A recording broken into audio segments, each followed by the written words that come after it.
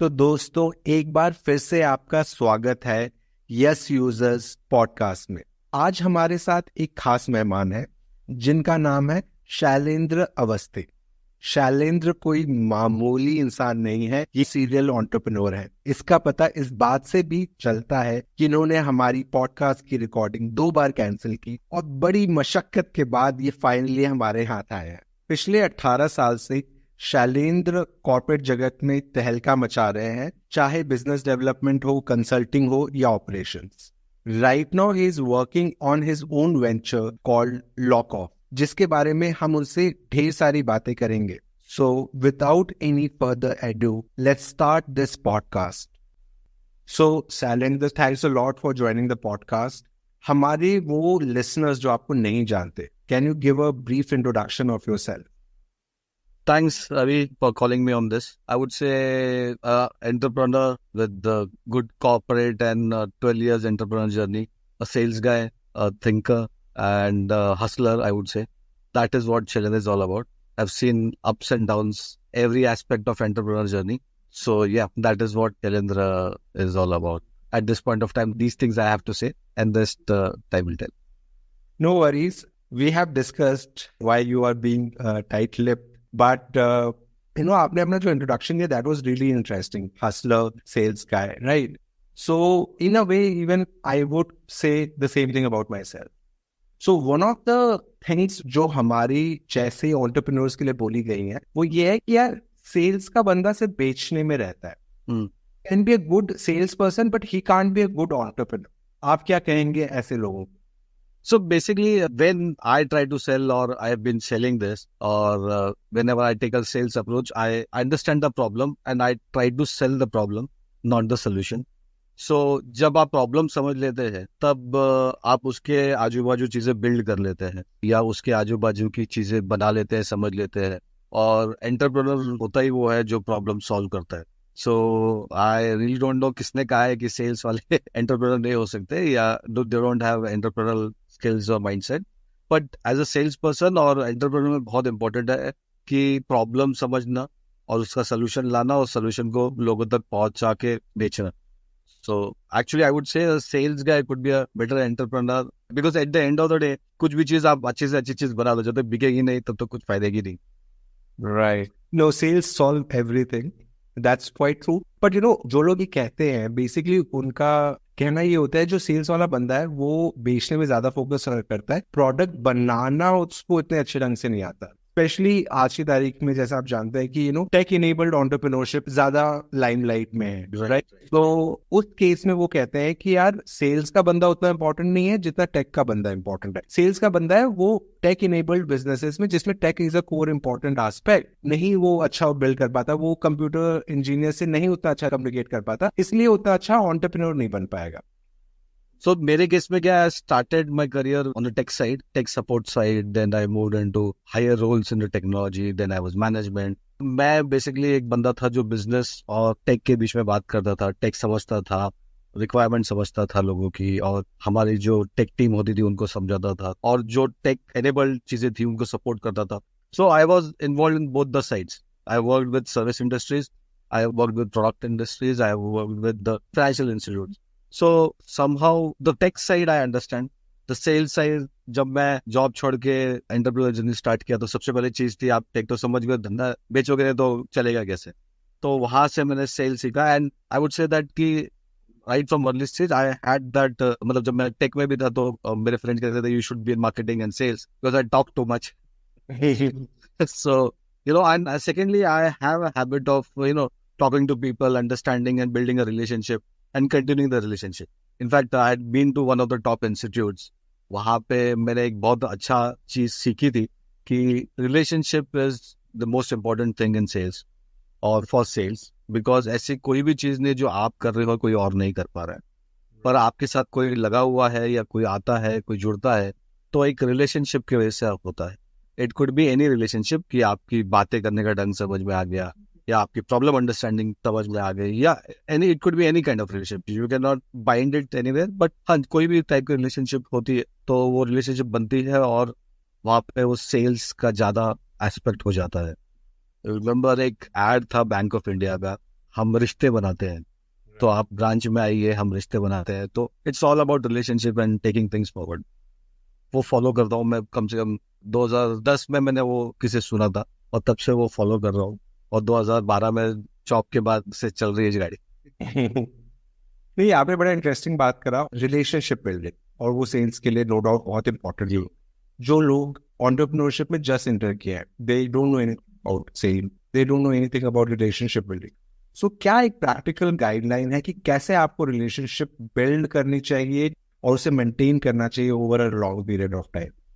सो काफी लोग क्या करते हैं कि जब वो सेल्स का अप्रोच करते हैं या कोई भी चीज, एंटरप्रेन्योर जो होते हैं वो इंस्टेंट रिजल्ट की तरफ देखते हैं, या फिर उन लोग देखते हैं कि हम जो आज कर रहे हैं उसका रिजल्ट आ जाएगा जल्दी। तो it's a process, so they have to have patience. कुछ लोगों का एक्चुअली क्या है, ये जो एंटरप्रेन्योर जर्नी ना बहुत ग्लैमरस हो गई है आजकल। बहुत सारे टीवी शोज आ गए हैं, बहुत सारे न्यूज आते हैं, पर जितना दिखता है वो टिप ऑफ द आइसबर्ग होता है। उसका नीचे बहुत बड़ी चीजें हैं जो कुछ लोगों की जल्दी चल जाती है, कुछ लोगों की बहुत बार फेल होने के बाद भी नहीं चलती है। So we have to be patient there. और रिलेशनशिप ऐसे है ना कि you have to keep it continuous process. मतलब ऐसे नहीं कि आज जैसे आज मैं और आप मिले तो इट एंड्स देयर। जरूरी नहीं कि मेरा और आपका कुछ हमेशा लेन देन का ही होगा, बेनिफिशियरी होगी। It could be just saying hi hello, continuing the talk once in a while, making sure that there's a engagement happening. So उस तरीके से ये रिलेशनशिप बिल्ड करनी चाहिए, और जितना ज्यादा हो सके उनको, मतलब with some sense of not disturbance, उनको रेगुलरली टच में रहना चाहिए। आई स्टिल रिमेम्बर मेरे 2002-2003 के बॉस थे, उनसे मैं टच में था। मतलब we worked only for maybe 2-3 months together, and then I moved out from that organization, and I was in constant touch with him. And you won't believe, Avi, in 2018 I got a business from him, and never expected a business from him. Then I'm not sure whether I should take a name, but मेरे एक boss थे, he's like fatherly figure to me. मैंने उनसे सिर्फ लिया है, उनको आज तक कभी कुछ दे नहीं पाया हूँ, पर वो आज भी मुझे हमेशा देने के लिए खड़े रहते हैं। तो ये रिलेशनशिप, मतलब you have to build, you have to, हमेशा ना गिव एंड टेक नहीं होता है हमेशा, पर टेक वो बन जाते हैं bond. Again with the guy I am talking about, 2006-2007 में मैं उनके साथ था, और हम वहां पर भी 6 महीने मैंने काम किया होगा उनके साथ। Then he moved out of the organization. But life में जब भी मेरी प्रॉब्लम आई, और मेरे लाइफ में बहुत प्रॉब्लम्स आए, और वो और मेरे लिए गो टू वही रहते हैं, और आज भी मेरे लिए गो टू वही है। सो ये एक रिलेशनशिप बहुत इंपॉर्टेंट है किसी भी चीज में। आपको success failure is a separate thing, but the relationship has to be maintained. Then recently जो मेरे स्टार्टअप में जिनने एक इन्वेस्ट किया था, वो भी things are not going in right direction, but still the relationship very strong. So you have to value relationship. बाकी तो सक्सेस फेलियर सब पार्ट ऑफ लाइफ है, you will keep continuing to grow. तो आपको पेशेंटली सबसे रहना पड़ता है। You have to be as clear as possible, and you should always think that the life is ongoing journey and learning has to be there.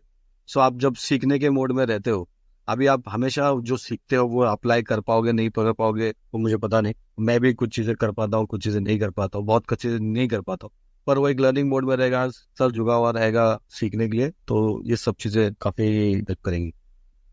Well said, Shailendra. Yeah, I think learning is really important. And you talked about patience, जिससे मुझे एक बड़ा ही critical question पूछने का मन कर रहा है कि when you are doing entrepreneurship और डूइंग एनीथिंग अनसर्टेन, सो आपको 2 चीजों का हमेशा ध्यान रखना पड़ता है। एक तो आप पेशेंट है, right? You are patiently working on one particular, at the same time you are taking feedback और learning from the things that you are doing, right? अगर कुछ गलत हो रहा है तो you take learning from that. So अगर आप सोचेंगे तो दोनों चीजें थोड़ा सा कॉन्ट्रडिक्टरी हैं एक दूसरे। आप एक ही चीज करते रहिए बार बार, अगर फेलियर हो रहा है कोई बात नहीं, I am doing the right thing, I will keep on doing this. Learning में ये हो रहा है कि एक बार फेलियर हुआ, चलो यार इस बार थोड़ा सा चेंज करते हैं, थोड़ा सा कुछ और नया करते हैं, कुछ और करते हैं। सो इन दोनों चीजों को कैसे बैलेंस करे एक एंटरप्रेन्योर? So basically ना, I again go back to my corporate days. तो वहाँ पे हमारे ग्लोबल हेड थे, वो कहते थे कि if I don't hear mistake, you doing mistake, that means you're not doing anything. ठीक है ना? So गलतियाँ तो बहुत इंपॉर्टेंट है। मतलब कि आप कुछ कर रहे हो, सही गलत से ज्यादा इंपॉर्टेंट है कि आपको कुछ करते रहना है। तो गलतियां हो रही है, हर बार नई गलती होनी चाहिए, दैट इज इंपॉर्टेंट। और पेशेंटली इसलिए क्योंकि अभी आपने कोई नई गलती की है तो उससे भी आप सीखे हो, उसको अब नेक्स्ट फेज में इम्प्लीमेंट करना है और नेक्स्ट फेज में इम्प्लीमेंट करना है। तो इस तरीके से अब जो पेशेंस और जो लर्निंग की बात है, you have to keep balancing. दोनों बेसिकली एक ही सिक्के के दो साइड है, तो एक पेशेंस रखना है, एक लर्निंग करनी है और उसको चीजें आगे रोल आउट करते रहना है। Amazing insight. Now, my next question is building a startup requires wearing many hats. In your entrepreneurial journey, how do you manage this role? Where as an entrepreneur, आपको हर एक चीज में थोड़ा थोड़ा अंडरस्टैंडिंग होनी चाहिए, पर you are not a master in any specific thing. So actually ना ये जो एस्पेक्ट है, there are some things which you learn over the period of time.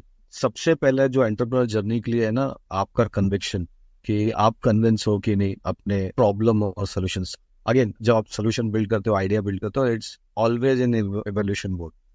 सो वो हमेशा इवॉल्व होती रहती हैं चीजें।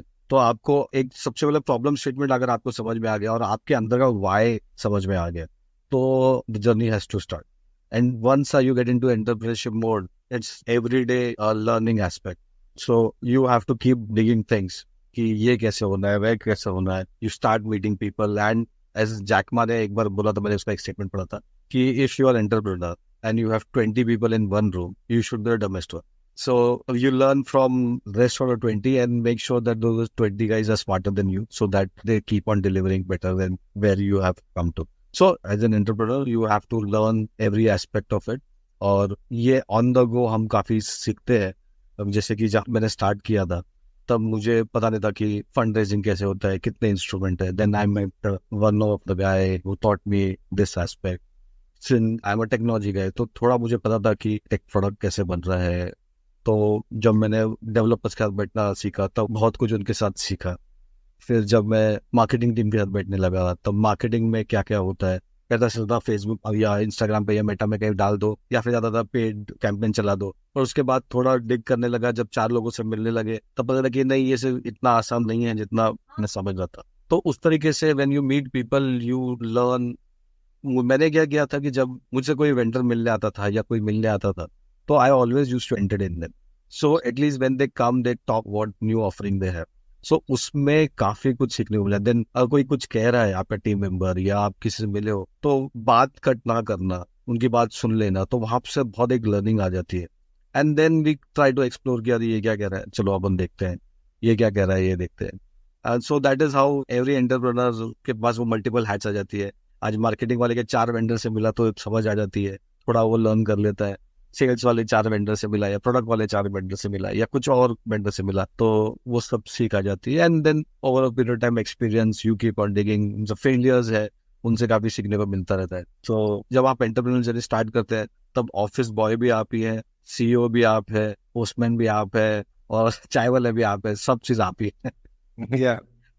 तो और मैं तो बाकी जो मेन एस्पेक्ट है कंपनी का वो बातें नहीं कर रहा हूँ, पर आप सब बन जाते हो। Right. Essentially क्या करते हैं आप, वेंडर्स को बुलाते हैं कि भाई तुम्हारा प्रोडक्ट क्या है, और उससे सीख लेते हैं और उससे फिर प्रोडक्ट नहीं खरीदते। नहीं नहीं, ऐसी बात नहीं है। पर मैं आपको बता, उसके बाद कोई वेंडर आपको अप्रोच नहीं करने वाला। लाइटर नोट, मतलब basically that is what learning is about. May be जैसे कि लिक्विड फंड्स होते हैं, जो मुझे पता नहीं था। जब बैंक वाला आया तब बोला, सर आप एफडी में क्यों रख रहे हो, या आप करंट अकाउंट में क्यों रख रहे हो।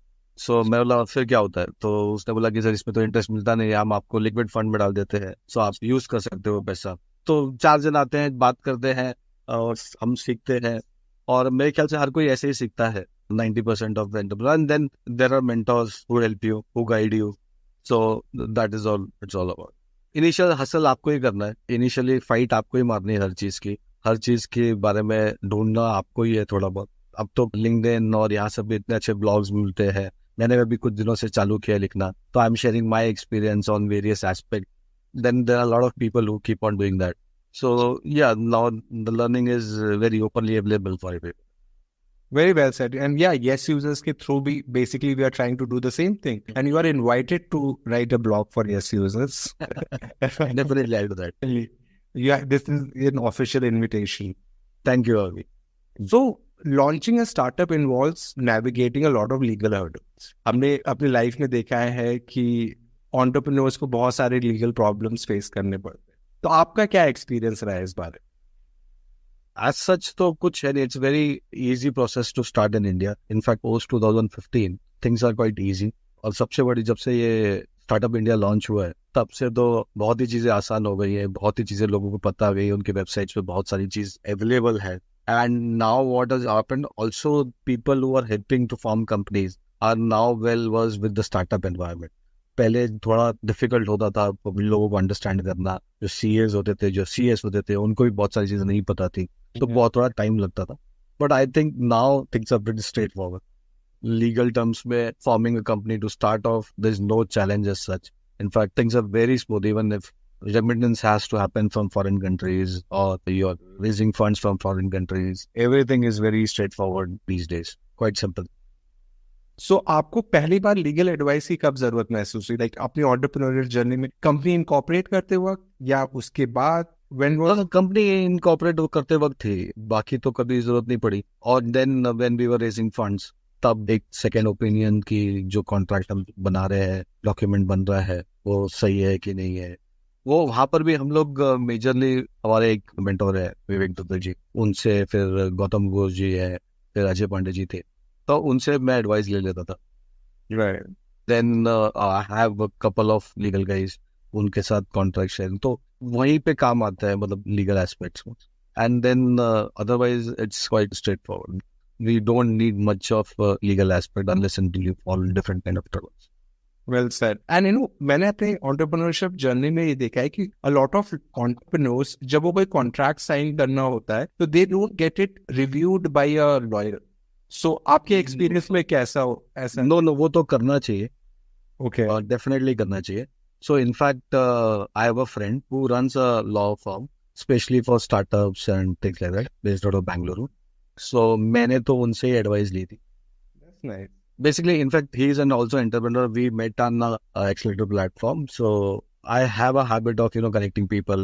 So मैंने उनको connect किया था when we were raising funds. So मेरा जो legal document था, मैंने उनसे बनवाया था.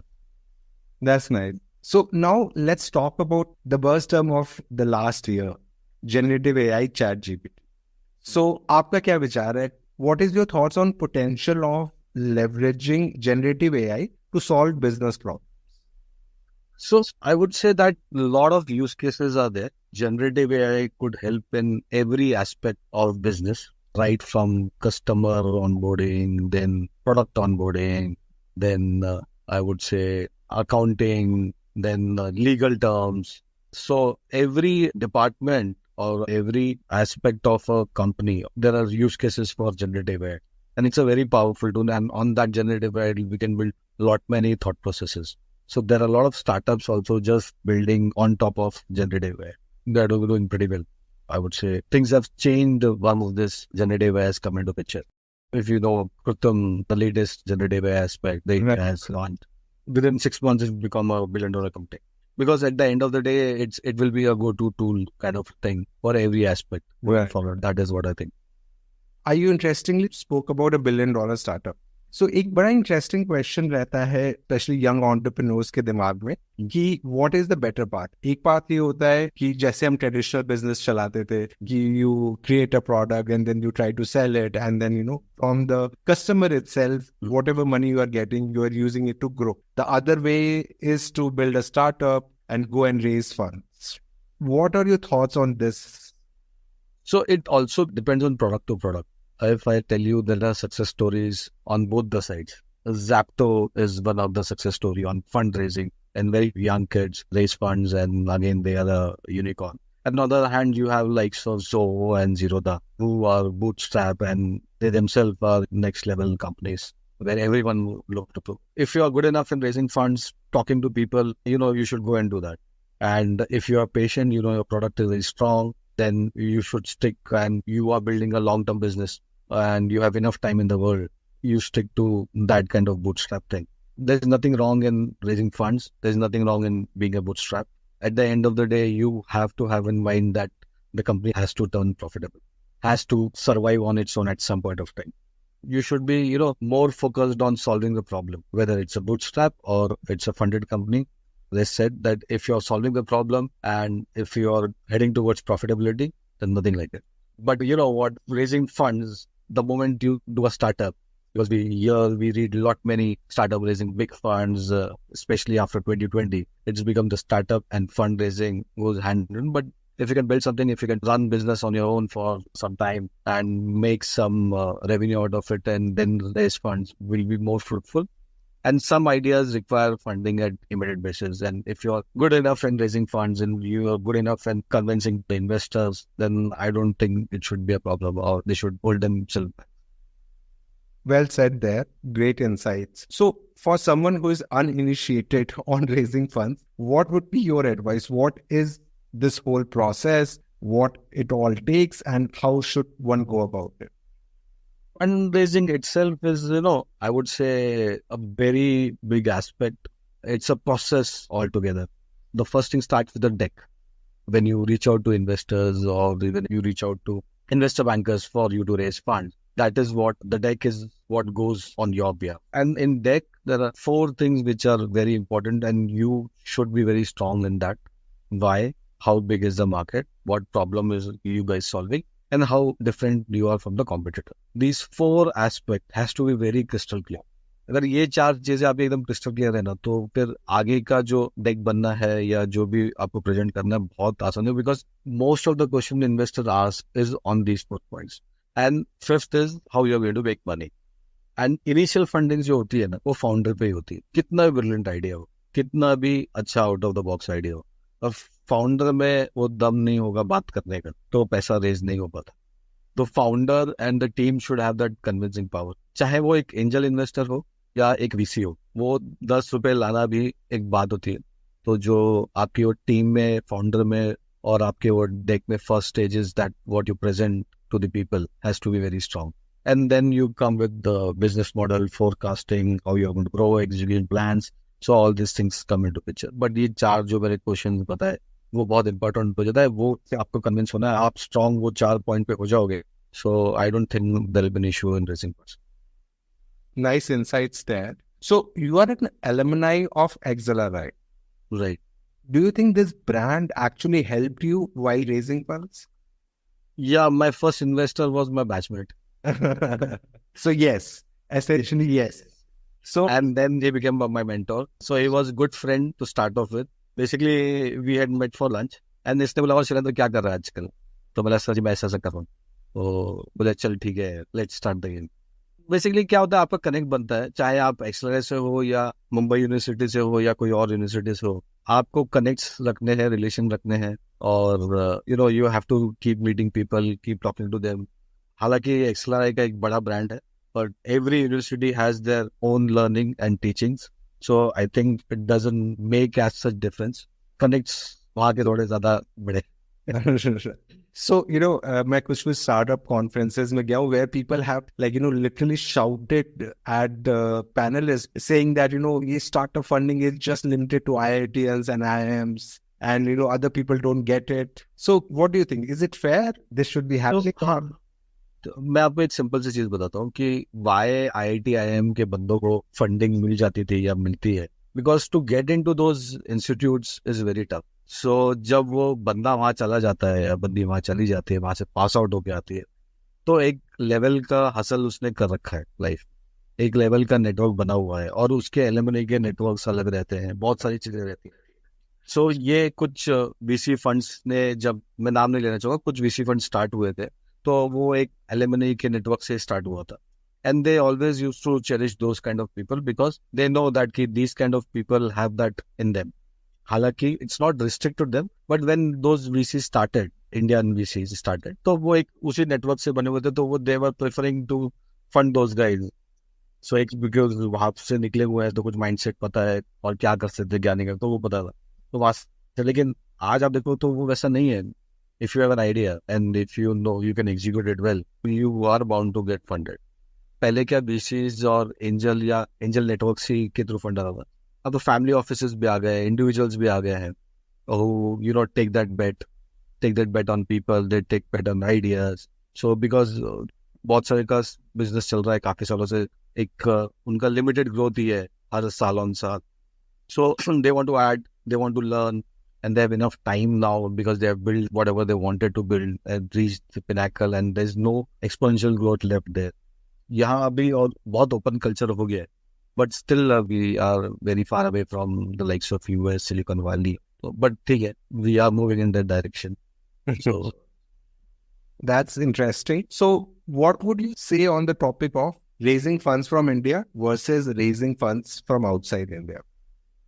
अभी क्या है ना कि आपका कनेक्ट हो जाता है इंडिया में, और इंडिया में है काफी फंड्स है, सो चैलेंज नहीं है। पर जो बाहर के वीसीज या एक्सेलेटर है, उनसे एक एडवांटेज होता है, if you have global perspective to your business, then that is very helpful at early stage. और जब बड़ा फंड रेज करना है तो बाहर के वीसीज आते ही हैं, they fund quite a lot. But अगर अर्ली स्टेज आप रेस कर रहे हैं, then there are like Y Combinators and there are many like them. So वहां से जब अगर फंडिंग हो जाती है या वहां से आपका एक्सेलरेटर प्रोग्राम हो जाता है, तो उसमें क्या एक टैग भी लग जाता है, because they pick handful of people for the idea and various other aspect जो भी उनका रहता है। तो वहाँ एक थोड़ा एडवांटेज हो जाता है, where people look up to you. But now Indian ecosystem has changed, so now raising funds in India is not that difficult at this point of time, उतना चैलेंज नहीं। तो अब रैपिड फायर राउंड का time है, full Karan Johar style में। तो पहला question है, what is the funniest thing you have ever experienced in your entrepreneurial journey? Funniest thing, ये तो मुझे याद नहीं है, कभी ध्यान नहीं है। अच्छा, what is the strangest thing, like what are the unique experiences? अच्छा, तो बस यूनिक एक्सपीरियंस का, मैं जब इनिशियल लेवल पे जब क्राउड फंडिंग प्लेटफॉर्म पे जाता था, तब बहुत सारे लोग आते थे, इनको फंड करना ही नहीं है। तो एक जन का मुझे कॉल आया था, मुझे लगा कि वो मुझे फंड करने वाला है। उसने बोला कि मैंने आप ये प्लेटफॉर्म पे आए थे, मैंने आपका सुना, I want talk to you, message आया मुझे, मैं तो बड़ा खुश हो गया कि बॉस इससे फंड मिलने वाला है अपने को। फिर बाद में पता चला वो खुद अपना कुछ सामान मुझे बेचने आ रहा था। Seriously. So the second question is, if you could be any superhero, which one would you be? Hanuman. Hanuman ji, right. और हनुमान जी के क्या सुपर पावर आप अपने एंटरप्रेन्योरशिप में लाना चाहेंगे? राम जी की कृपा। राम जी की कृपा हो जाए सब कुछ ही चंगा है। So you are acknowledging the importance of luck in entrepreneurship. So luck and your effort both plays important role. So I'll tell you, 2020 के पहले जो स्टार्टअप्स, बीच में बहुत ज्यादा फंडिंग हुई थी, so कुछ राइट टाइम पे राइट प्लेस पे पहुंच गए, there different level. And then कुछ लोगों ने जिनने लास्ट ईयर स्टार्ट किया, last year they were getting into a big mode, तो स्ट्रगल है। So luck and effort both goes hand in hand. There's some aspect there as well. So my next question is कि अगर आपको पूरी जिंदगी एक ही खाना खाना है, सिर्फ एक ही खाना खा सकते हैं पूरी जिंदगी भर, और कोई भोजन को टच नहीं कर सकते, तो वो भोजन क्या होगा? दाल चावल। दाल चावल, सिर्फ दाल चावल और उसके साथ कुछ नहीं? जी जी, राइट। नहीं, मुझे नहीं चलता ये। मम्मी बहुत गुस्सा करती है कि सारी दुनिया सिर्फ दाल चावल खाती है। Now, last rapid fire question. What is the best entrepreneurial advice you have received so far? So best advice is like, कुछ भी उतार चढ़ा हुआ है, लगे रहना है, ठीक है। Try till you die, मतलब ट्राई करते रहना चीजों के लिए। It's an ongoing journey, so you don't have to stop. No, अभी कुछ दिन पहले I met a very talented video editor and he was asking me, looking at my stage and how old I am, right? He was very interestingly asking कि आप अपने self doubt को कैसे remove करते हो। कहते हैं कि यार, जब मुझे सेल्फ डाउट आता है कि यार I won't be able to do this, मैं 1 महीना 1.5 महीना I just don't work on that idea. So if I ask you the same question, life में कभी तो सेल्फ डाउट आता होगा यार, वो तो हर रोज आता है, बस की नहीं है। वो तो हर रोज आता है। सुबह उठते हैं जब कि सही जा रहे हैं कि नहीं जा रहे हैं, कि ये जो अपन कर रहे हैं वो सही है कि नहीं, लोग जुड़े हुए हैं, बहुत सारी चीजें अलग से जुड़ी हुई हैं। सो वो सेल्फ डाउट तो आई एम श्योर हर एक एंटरप्रेन्योर के उसमें आता है। एक स्टेज में जब आप पहुंच जाते हो, you don't want to wrong aspect और गलत चीजें ना हो जाए, तो वो सेल्फ डाउट तो I am sure in an entrepreneur journey every day is a new fight, and वो आपको ही सॉल्व करती है, कोई और सॉल्व नहीं करने वाला आपके लिए। तो वो डाउट एस्पेक्ट तो रहता ही है, और मेरे ख्याल से 90% फाउंडर्स के साथ ऐसा होता है कि वो डाउट आती है दिमाग में। पर या एट द सेम टाइम जैसे डाउट आता है, उसके बाद एक कन्विंसिंग पीछे से मैसेज भी आता है, नहीं वही करना ही है। तो अभी जैसे रतन टाटा ने एक बार कहा था, आई रिमेम्बर दैट स्टेटमेंट, कि आप डिसीजन सही ले रहे हो गलत ले रहे हो, वो इंपॉर्टेंट डिसीजन लेना है और उसको सही दिशा में ले जाना है। So that is what the entrepreneur journey is all about. You take a decision and you give an effort, give your 100% to take it into the right direction. Results are not in your hand, हर एक चीज का, but आपका काम है effort डालना और आपको वो डालते रहना. Well said. So as we are running out of time, I'll ask the last question. Since your expertise is in B2B sales predominantly, Right. अगर किसी बंदे को ऐसा business start करना है which involves a lot of B2B selling, what would be your advice to that person? So सबसे पहले उनको ना अपने टारगेट ऑडियंस आइडेंटिफाई करना है, उनका पेन एरिया आइडेंटिफाई करना है और उनको उनका प्रॉब्लम बेचना है. सोल्यूशन कभी नहीं बेचे, उनका प्रॉब्लम बेचे. तो जब there is a sync between your understanding of their problem and them, then the sales happen. So identify the target audience, identifying the pain areas and conveying that pain area to the customer and telling them that I understand and we are on the same boat and I have a solution.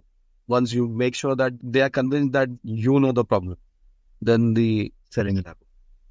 So, what I liked about our podcast today, your emphasis on understanding the problem statement, which I completely agree is almost the most important thing for an entrepreneur to know. But जिसको problem statement नहीं समझ में, so what should that person do?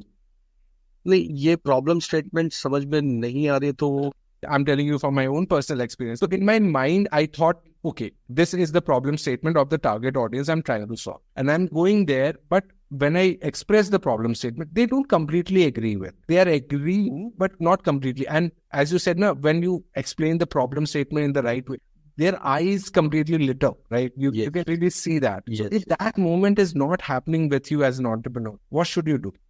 So then you have to, you become a student there. And you say that कि sir आपका problem क्या है, मैं समझ लेता हूँ. ठीक है, शायद मैंने आपको जो प्रॉब्लम स्टेटमेंट है वो आपकी प्रॉब्लम नहीं है, तो आपकी प्रॉब्लम क्या है मुझे बताइए. Right. तो मैं And उसका solution. Keep on doing this with a lot of people and then you try to find a pattern.